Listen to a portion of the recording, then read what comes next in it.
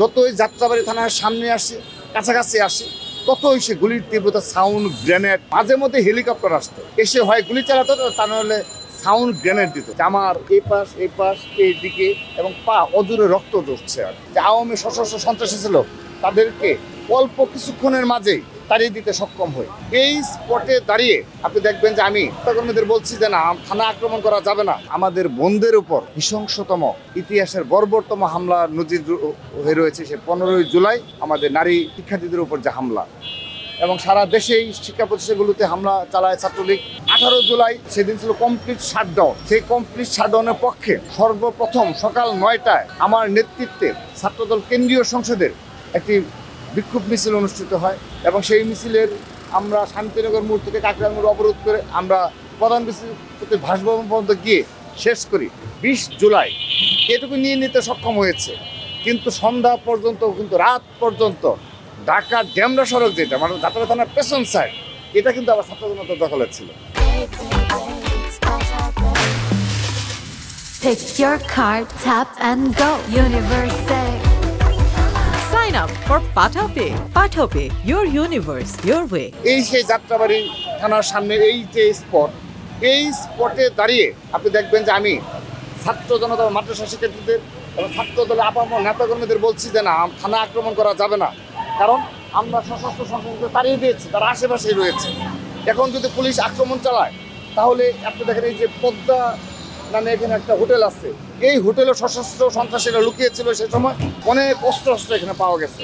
আমরা যাত্রাবাড়ি মোড়ে ট্রাফিক পুলিশের যে বক্স আছে সেখানেও আমরা অস্ত্র পেয়েছি। মাঝে মধ্যে হেলিকপ্টার আসতো, এসে হয় গুলি চালাতো, তা নাহলে সাউন্ড গ্রেনেড দিত। আমরাও দৌড়ে কোনো মতো সামনে নিচে চলে যেতাম সবাই, তখন রাস্তাটা পুরোপুরি ক্লিয়ার হয়ে যেত।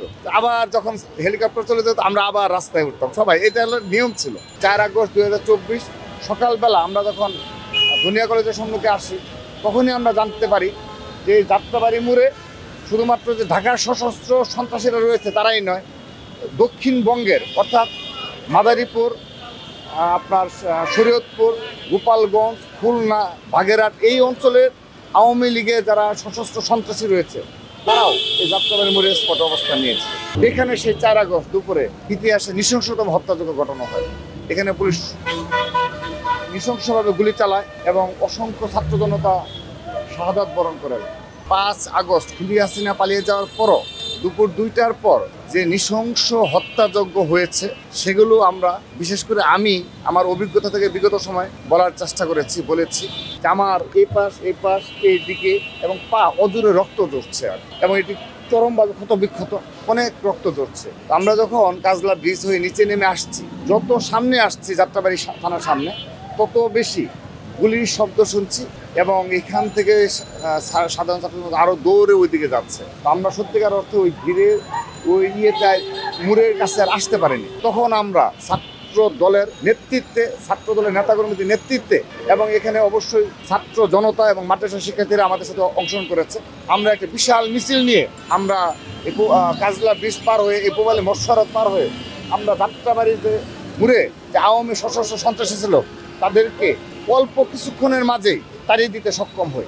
কিন্তু আমাদের কাছে অবাক লেগেছিল যে সারা দেশে বিজয় উল্লাস হচ্ছে, কাজলা ব্রিজ থেকে শুরু করে মাতোয়াল পুরোটা ছাত্র জনতার বিজয় উল্লাস হচ্ছে, কিন্তু এখানে মুহুর্মুহু গুলির আওয়াজ শোনা যাচ্ছে ওই পাশ থেকে। যতই যাত্রাবাড়ি থানার সামনে আসি, কাছাকাছি আসি, ততই সে গুলির তীব্রতা, সাউন্ড গ্রেনেড শব্দ আমরা শুনতে পাই, এবং এমন গুলি যে কোন পাশ থেকে গুলি করছে কোনো কিছু জানার কোনো অবকাশ নেই।